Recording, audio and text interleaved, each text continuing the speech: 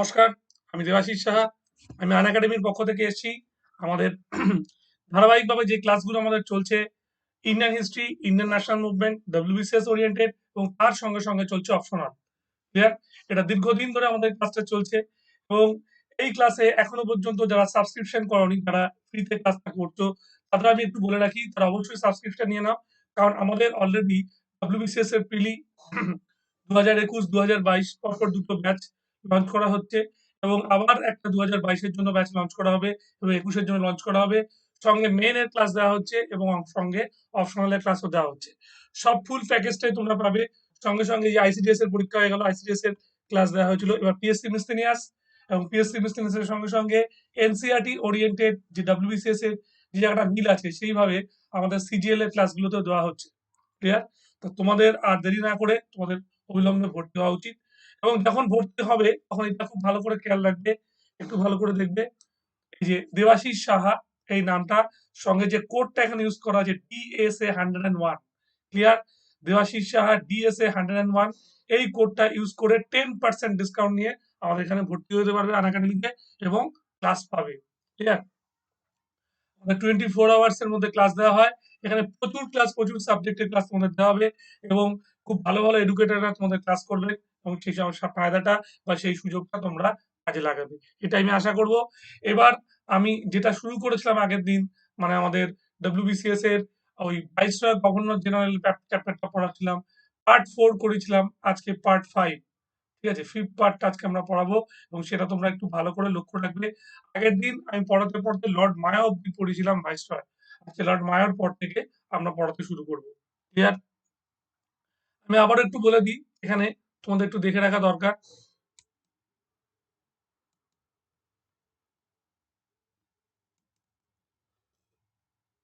এই ফাইলটা তোমরা একটু লক্ষ্য করো, পাওয়ার পয়েন্টে দেওয়া রয়েছে, এটা একটু ভালো করে খেয়াল করার চেষ্টা করো।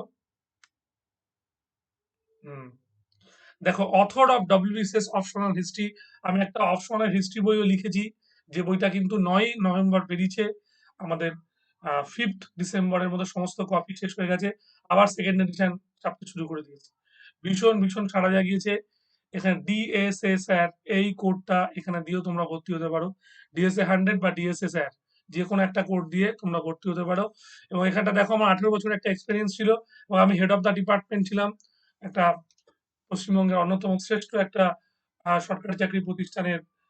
আমাদের ট্রেনিং দেওয়ার যে সরকারি চাকরি ট্রেনিং দেওয়ার যে একটা প্রতিষ্ঠান ছিল, তার আমি হেড অফ দ্য ডিপার্টমেন্ট ছিল মিস্ট্রি এবং সেখানে আমি 18 বছর চাকরি করে এসেছি এবং এখন হচ্ছে আনাগাড়িতে ক্লাস করাচ্ছি এবং এখানে খুব এনজয় করছি তোমাদের মতো খুব ভালো স্টুডেন্টদের পড়িয়ে।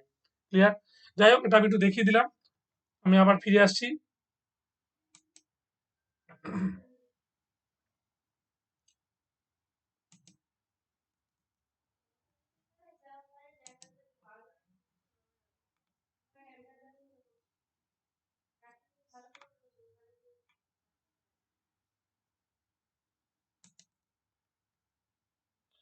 ভাইসরয় ইন্ডিয়া, একটু ভালো করে দেখো।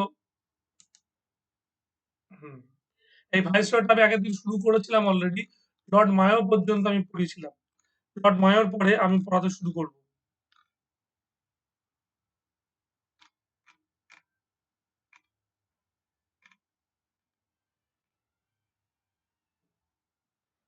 The only viceroy to be murder in the office, তাই তো? এই লর্ড মায়ো আমি সেটা পড়ালাম। স্যার জন স্টার্চি ফেব্রুয়ারি থেকে, ওই ফেব্রুয়ারি 1 মাসের মধ্যেই থাকলেন। তারপর লর্ড মেমিয়ার হলো, যিনি ফেব্রুয়ারি 72 থেকে মে 72 অব্দি থাকলেন। এরপর যিনি এলেন দায়িত্বে, তার নাম লর্ড নর্থ ব্রুক। মে 1872 থেকে 12 এপ্রিল 1876 পর্যন্ত তিনি এই পোস্টে ছিলেন। Real name Thomas George Baring. Real name ছিল কি বললাম, Thomas George Baring. In 1872, Kuka revolt took place in Punjab. Kuka revolt এই সময় পাঞ্জাবে হলো। Leader of Kuka movement was Ram Singh এবং এই কুকা মুভমেন্টের সেই সময় লিডার কে ছিলেন? রাম সিং। মনে থাকবে, কুকা মুভমেন্ট 72 শুরু হলো এবং তার লিডার কে ছিলেন? তার লিডার ছিলেন বললাম হচ্ছে রাম সিং। বেশ। Visit of Prince of Wales, later Edward 7 in 1875। তাহলে কুকা অঞ্চলে বিদ্রোহ যখন হলো পাঞ্জাবের এবং রাম সিং নেতৃত্ব দিলেন, এটা যেমন একটা ইম্পর্টেন্ট ঘটনা, ঠিক একই রকম ভাবে Prince of Wales Edward seven, যিনি প্রিন্স অফ ওয়েলস আমরা বলি যেহেতু ওয়েলসে থাকেন, এডওয়ার্ড সেভেন ভারতবর্ষে এলেন 1875 তার সময়। Resign on the Afghan question, উনি আফগান কোয়েশ্চেন থেকে রিজাইন করলেন এবং dramatic performance act bill resoluted during his time. Dramatic performance act bill resoluted হলো কার সময়? আমাদের লর্ড নটবুকের সময়, এবং এটা কিন্তু পাস হয়েছিল আবার লর্ড লিটনের সময়। মনে থাকবে নটবুকের সময় ইম্পর্টেন্ট ঘটনাগুলো আমি বললাম। এবার আমরা চলে আসছি লর্ড লিটন। এপ্রিল 1876 থেকে জুন 1880, কি বললাম? লিটন এপ্রিল 1876 থেকে জুন 1880 হলো। বেশ। Real name Edward Robert Bulward. কি নাম বললাম?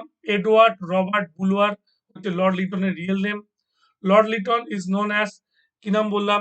Brilliant failure. লর্ড লিটনকে কি বলা হতো? Brilliant failure. This epithet was given by historian Percival Spear. এপিথেটটা তাকে কে দিয়েছিল? Historian Percival spear. He also known as most unpopular viceroy of India and man in reverse character. Lord Lytton is known as brilliant failure, তাকে brilliant failure বলা হতো, এবং এই এপিথেটটা তাকে কে দিয়েছিল? Historian Percival spear. এবং এছাড়াও তাকে বলা হতো most unpopular viceroy of India, এবং একই সঙ্গে বলা হতো ম্যান ইন রিভার্স ক্যারেক্টার। মনে থাকবে। এরপর দেখো, the British parliament passed the royal title act. British parliament এই সময় কি করলো? পাস করলো রয়্যাল টাইটেল অ্যাক্ট 1876 এ। ইনভেস্টিং হচ্ছে queen Victoria with the title of Kaisar-i Hind, এবং কি হলো? কুইন ভিক্টোরিয়াকে উনি কাইজারি হিন্দ উপাধি দিলেন, the queen empress of India. ঠিক আছে। দ্য ব্রিটিশ পার্লামেন্ট পাস করে দিল royal title act. Royal title act pass করলো 1876 এ, এবং investing queen Victoria with the title of Kaisar-i Hind, এবং কুইন ভিক্টোরিয়া তাকে কাইজারি হিন্দ উপাধি দিল, the queen empress of India. Imperial durbar at Delhi in 1877, imperial durbar Delhi 1877 এ পাস হলো to commemorate the assumption of the title of Queen Empress of India by Queen Victoria, তাই তো? Assumption of the title of Queen Empress of India, এটা তাকে কে দিল? Queen Victoria. The country at this time was suffering from a several famine. এই সময় country ভীষণ রকম ভাবে কি করেছিল? সাফার করেছিল সেভারেল ফ্যামাইন। ফ্যামাইনে আমরা কি দেখতাম? সে সময় তোমার সাফার করছিল। Propose the construction imperial privacy council comprising of princes. Proposed to constitute imperial privy council. Constitute the imperial privy council এর ইয়ে করলো, পোস্ট করলো, comprising princes। বেশ। Vernacular press Act and Arms Act 1878, Vernacular press Act এবং Arms Act একই বছরে 1878 সালে pass করা হলো। মনে থাকবে, ভার্নাকুলার প্রেস অ্যাক্ট এবং আর্মস অ্যাক্ট দুটোই 1878 সালে পাস করা হলো। This were the repressive measures of the Lytton against the rising wave of Indian nationalism. বলছে এটা ছিল একটা রিপ্রেসিভ মেজার্স অফ হচ্ছে Lytton against the rising wave of the Indian nationalism, একটা ইন্ডিয়ান ন্যাশনালিজম একটা রাইজিং ওয়েভ ছিল। In 1878, appointment of the first famine commission under Sir Richard Starchy. Hello. In 1878, appointment of the first famine commission under Sir Richard Starchy, the finance member of the Viceroy Council. 1878 সালে প্রথম famine কমিশনটা pass করা হয়। First famine commission, যার নাম ছিল Richard Strachey commission, the finance member of the viceroy council, যেটা viceroy council থেকে finance করা হয়েছিল। Next, proposal of the plan of statutory civil service in 1878 থেকে 79। Propose the plan of statutory civil service, যেটা 1878 থেকে 79-তে নেওয়া হয়েছিল। Lower the maximum age limit of civil service from 21 to 19 years, 21 থেকে 19। বেশ। সেকেন্ড অ্যাংলো আফগান ওয়ার 1878 থেকে 1880 and fight to Sher Ali, which proved a failure. Second Anglo Afghan war হলো 1878 থেকে 80, and fight to শের আলী, শের আলীর সঙ্গে যুদ্ধটাও বাঁধলো। The provincial government was given The provincial government was given to control of the expenditure upon all ordinary provincial services, including land revenue, তারপর হচ্ছে excise, stamps, law, justice and general administration. The provincial government was given the control of the expenditure upon all ordinary provincial services, including land revenue, excise, stamp, law, justice, and general administration. এবার on 16 December 1878, dramatic control bill pass হলো, was passed by British government হলো। Account number হচ্ছে এটার 1 number হচ্ছে কত? এটা ছিল আমাদের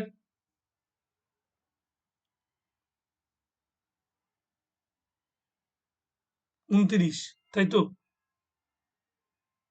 29 of 16 December 1876, dramatic control bill হলো।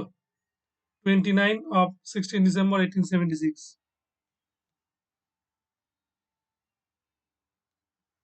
His pseudonym is কি নাম? When Meredith. ওয়েন মেরিডিথ তার ছদ্মনাম ছিল। He was a poet and story writer. He wrote Lucile, 1860 সালে লুসিলি লেখেন। তারপর হচ্ছে ওয়ান্ডারি 1859 এবং Fables in song 1874 and others. বেশ।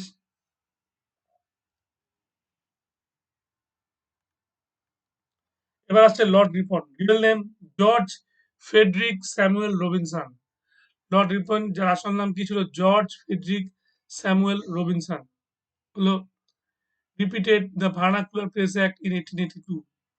ভার্নাকুলার প্রেস অ্যাক্ট 1882 তে তার সময় পাস হয়। ফার্স্ট ফ্যাক্টরি অ্যাক্ট 1881, তার সময় ফার্স্ট ফ্যাক্টরি অ্যাক্ট পাস হয় 1881 এ। First census took place in 1881, প্রথম সেন্সাস তার 1881 তার সময় পাস হয়। The population estimated 254 million. 1881 সালে লর্ড রিপনের সময় কি হয়? ভার্নাকুলার প্রেস অ্যাক্ট বললাম 1882, ফার্স্ট ফ্যাক্টরি অ্যাক্ট 81 এবং সেন্সাস যেটা অফিসিয়াল সেন্সাস বলে সেটা পপুলেশন এস্টিমেট 254 মিলিয়ন। তাহলে আনঅফিসিয়ালি সেন্সাস হয়েছিল কার সময়? 1872 তে লর্ড মায়ার সময়। আর অফিসিয়ালি সেন্সাসটা কার হলো? লর্ড রিপনের সময় হলো। আচ্ছা, দ্য পপুলেশন এস্টিমেটেড 254 মিলিয়ন। আচ্ছা, continued the process of decentralization, division of the finance of the center in 1882. Continued the process of decentralization, ডিসেন্ট্রালাইজেশনের প্রসেস শুরু হলো এবং division of the finance of the centre in 1882। বেশ। তারপরে বলছে introduction of the local self government. Local self গভর্নমেন্টের introduction হলো in 1882। He called the father of local self government. তাকে কি বলা হতে শুরু করলো?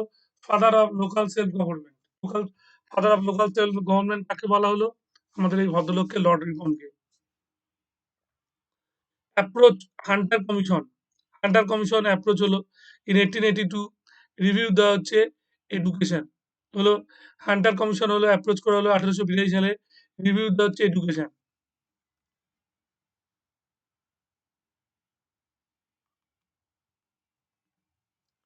Sir C.P. Ilbert was law member of the Viceroy Council, introduced bill on 2nd February 1883. The bill sought to abolish at once and completely every judicial disqualification based merely on racial discrimination. Hello, Sir C.P. Ilbert was law member of the Viceroy Council, introduced bill on 2nd February 1883. The bill sought to abolish at once and completely every judicial disqualification based merely on racial discrimination. ঠিক আছে? CP Ilbert কি করলো? ল member হলো of the viceroy council, introduced bill on 2nd February 1883. The bill sought to abolish at once and completely every judicial disqualification based merely on হচ্ছে racial discrimination. The Ilbert Bill controversy. Ilbert Bill controversy 1883 থেকে 84 started during his time. Ilbert bill কন্ট্রোভার্সিটা হলো তার সময় 83 থেকে 84 মধ্যে। Resolution on land revenue policy এবং land revenue পলিসিটা রেজলিউটেড হলো। তারপর বলছে rendition of Mysore. rendition of Mysore. In 1883, famine code formulated. 1883 সালে এই famine কোডটাও কি হলো সেই সময় ফর্মুলেটেড হলো। এবার আমরা আসছি Lord Dufferin, real name Frederick Temple Hamilton, হলো, বা টেম্পল ব্ল্যাকউড। তাহলে Frederick Temple Hamilton Temple Blackwood এই হচ্ছে পুরো নাম। 1885 এ দুটো অ্যাক্ট পাস হলো, একটা হচ্ছে বেঙ্গল টেনেন্সি অ্যাক্ট আর একটা Bengal local self government act. একটা বেঙ্গল টেনেন্সি অ্যাক্ট পাস হলো এবং Bengal local self government act pass হলো।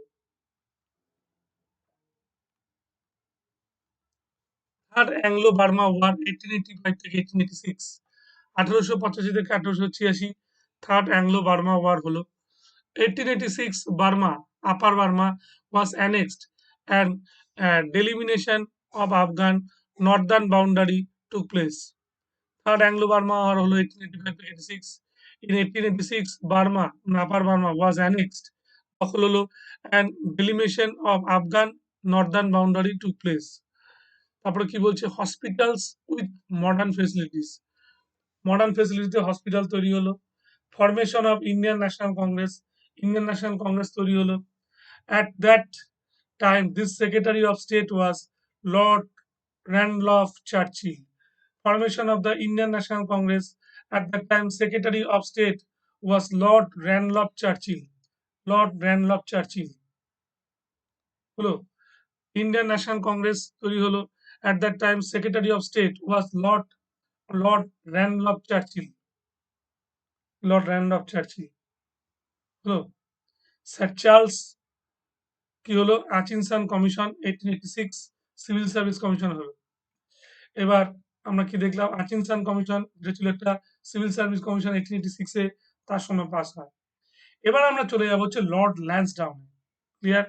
ল্যান্সডাউন খুবই ইম্পর্টেন্ট।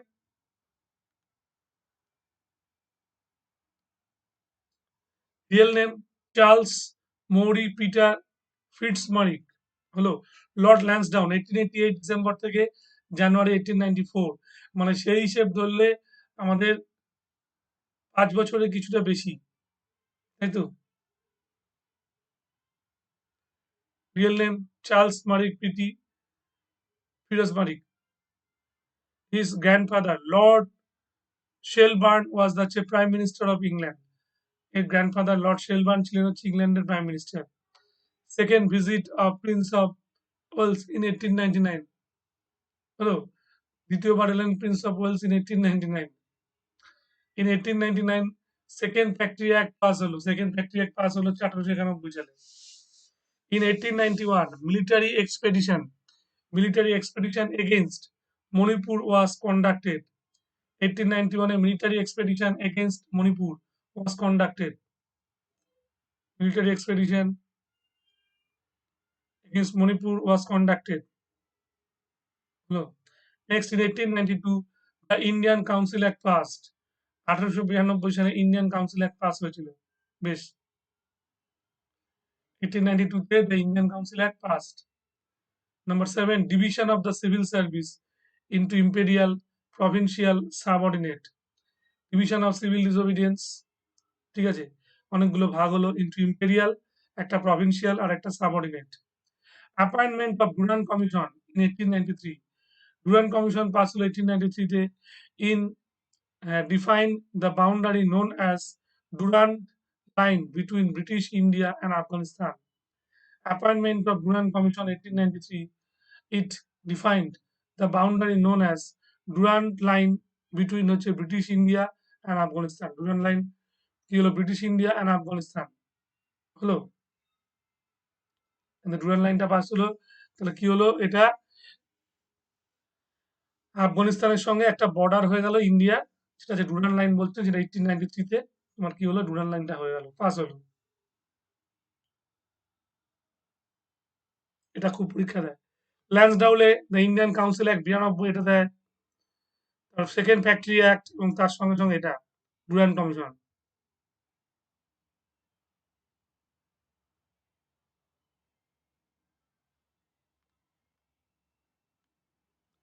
এবার লর্ড এলগিন টু, জানুয়ারি 1894 থেকে জানুয়ারি 1899, হলো রিয়েল নেম হচ্ছে ভিক্টর আলেকজান্ডার ব্রুস, হলো লর্ড এলগিন টু। এই সময় কি হয়েছিল? সান্তাল আপরাইজিং, 1899 সালে সাঁওতাল বিদ্রোহ হয়। In 1896, famine took place all over the India. Royal Commission was appointed after famine.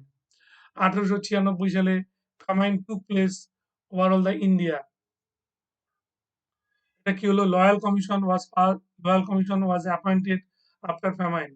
1896 সালে ফ্যামাইন কমিশন পাস হলো। ঠিক আছে? Royal commission was appointed after famine. 1897 plague broke out at Bombay. Plague বোম্বেতে ছড়িয়ে গেল 1897 সালে, সাংঘাতিক প্লেগ। এবং এইখানে এই প্লেগের দায়িত্বে কি ছিল? আমাদের প্লেগের দায়িত্ব ছিলেন হচ্ছে মিস্টার র্যান্ড। হলো assassination of two British officers by the Chapekar brothers Pune in 1897। এটা মিস্টার র্যান্ড এবং র্যান্ডের সঙ্গে আরেকজন ছিলেন আয়ার্স্ট। এই দুজনকে গুলি করে হত্যা করে কে? আমাদের চাপেকার ভাইরা 1897-এ। মনে থাকবে। 1897 সালে বাসুদেব চাপেকার আর কে আছে? দামোদর চাপেকার। ঠিক আছে? বাসুদেব চাপেকার, দামোদর চাপেকার এই দুইজন মিলে হত্যা করে এবং পরে এদের দ্রাবিড় ভাইরা ধরিয়ে দেয়। ঠিক আছে? টাকার লোভে এদের ধরিয়ে দেয়। তখন ওই দ্রাবিড় ভাইদের আবার হত্যা করে কে? ওদের যে ভাই চাপেকারদের যে ছোট ভাই, একজনের নাম কি বললাম? দামোদর, একটা দামোদর চাপেকার, একটা বালকৃষ্ণ চাপেকার। আরেকজন চাপেকার ছিল, বালমুকুন্দ না কিরকম নামটা আমি ভুলে যাচ্ছি। ওই চাপেকার আর ওর বন্ধু ছিল রানাডে। ওরা দুজনে মিলে হত্যা করবে আমাদের দ্রাবিড় ভাইদের। ঠিক আছে? বেশ। এটা হচ্ছে লর্ড এলগিন টু এর সময় 1894 থেকে জানুয়ারি 1899। বড় রকমের একটা ঘটনা। সান্তাল আপরাইজিং, এটা দ্বিতীয়বার সান্তাল আপরাইজিং হয়েছিল। লেকটা হচ্ছে খুব বড়, একটা পরীক্ষা দেয়। আর ফ্যামাইনের জন্য লয়াল কমিশন এসেছিল। এটা এই কটা কোশ্চেন ভালো করে মনে রাখবে। হুম। আর 1897 বললাম তো অ্যাসাসিনেশন। এবার আসছে লর্ড কার্জন। খুব ইম্পর্টেন্ট একজন পার্সোনালিটি, যার উপর প্রচুর কোশ্চেন হয়। লর্ড কার্জন ফার্স্ট অ্যাপয়েন্টেড 1899 থেকে এপ্রিল 1904। সেকেন্ড অ্যাপয়েন্টমেন্ট হলো ডিসেম্বর 1904 থেকে আগস্ট 1905।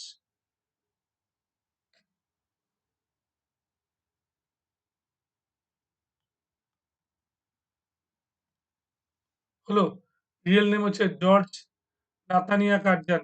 হলো he wrote problem of the East. তার লেখা বিখ্যাত বইয়ের নাম হচ্ছে problem of the East. Calcutta corporation act 1899 তার সময় পাস হয়। In Indian coinage and paper currency act 1899।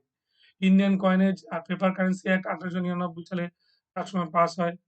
In 1900 এ famine took place at north west frontier province formed। 1900 সালে এ famine took place and north west frontier province formed হলো। Punjab land অ্যালিয়েশন act 1901 হলো। 1901 সালে a commission was appointed under the chairmanship of Sir Colin Scott, হ্যাঁ হলো, moncrief to the investigate into the হচ্ছে whole questions of irrigation. The work on Jhelum Canal was completed. হলো a famine commission was appointed under the chairmanship of Sir Anthony MacDonnell. A famine commission was appointed under the chairmanship of Sir Anthony MacDonnell. হলো appointed a police commission 1902 under Sir Andrew Fraser to review the police administration and suggest reform। হয়ে গেল। appointed a police commission 1902 under Sir Andrew Fraser to review the police administration, suggest reform। appointment of commission under Thomas Raleigh in 1902 to suggest reforms regarding the universities on communication its recommunication of in Indian University Act 1904 passed. Appointment of commission under Thomas Raleigh in 1992 to suggest reforms regarding universities on its recommended. The Indian University Act 1904 passed. আচ্ছা, Coronation Durban 1903 marked the accession of the Edward Fraser. আচ্ছা, Ancient Monument Preservation Act 1904, Ancient Monument Preservation Act 1904 সালে হলো। Implemented the cooperative credit societies in 1904. Implemented the cooperative credit societies, এটা হলো কবে? 1904। In 1904, Colonel Young Husband expedition against Tibet was sent। Young Husband mission আসলো 1904 সালে। Bengal partition 1905, it was the বলছে cardinal blunder of Curzon, তাই তো? মনে আছে নিশ্চয়ই? 19 জুলাই 1905 সালে উনি এটাকে অ্যানাউন্স করেছিলেন। Imperial agricultural research institute at Pusha in Delhi.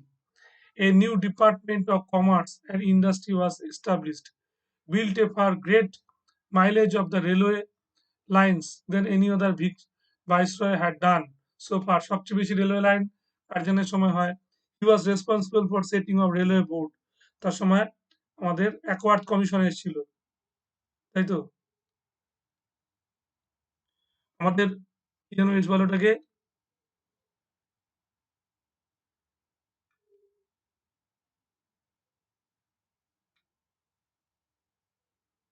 আমাদের যেটাকে বলে এই আর্কোলজিক্যাল সার্ভে অফ ইন্ডিয়াকে রিভাইভ করেছিল। এই পয়েন্টটা খালি অ্যাড করে নেবে। আর্কোলজিক্যাল সার্ভে অফ ইন্ডিয়াকে উনি রিভাইভ করেছিলেন।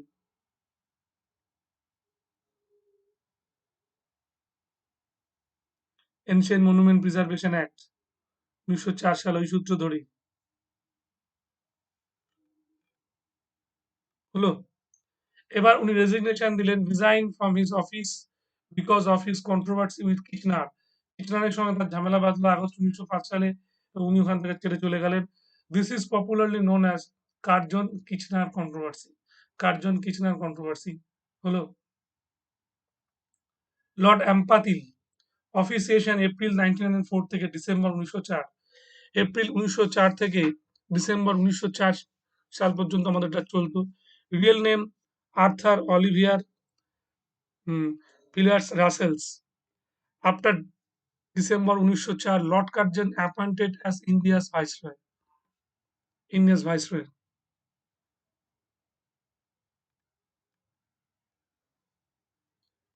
Lord Minto two, real name Gilbert John Elliot. Gilbert John Elliot. On 16th October 1905, partition of Bengal came into force. It gave birth on anti-partition and Swadeshi movement. 16ই October 1905 সালে partition of Bengal হলো, came into force. It gave birth to anti-partition and Swadeshi movement. 1906 A foundation stone of Victoria Memorial হল laid at Calcutta. Victoria Memorial হলের stone ফাউন্ডেশনটা হলো 1906 সালে। In October 1906, Arundel Committee on Political Reforms submitted its report. Arundel Committee on Political Reforms submitted its report.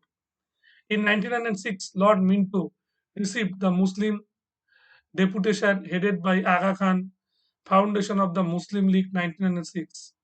In 1907, Indian Decentralization Committee appointed.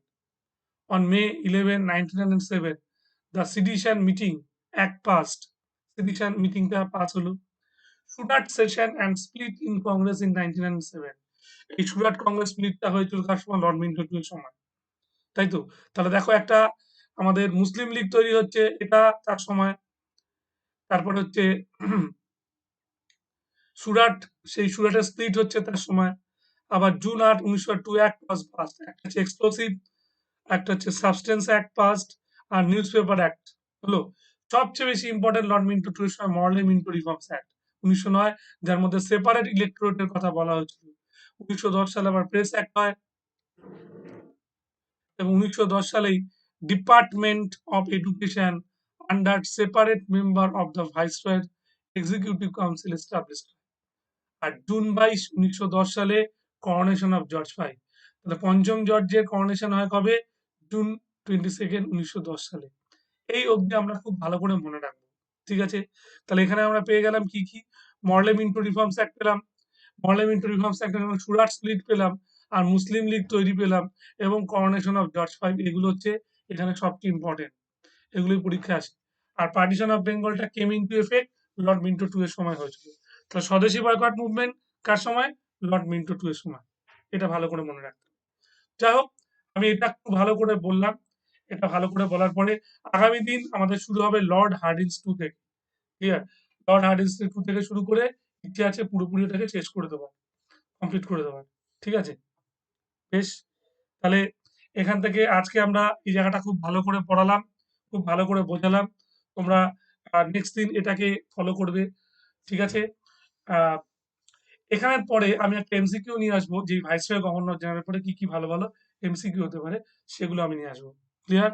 তাহলে এগুলো একটু ভালো করে শুনে নেবে, ভালো করে একটু দেখে নেবে। তাহলে আমি ফিরে যাচ্ছি আবার তোমাদের কাছে।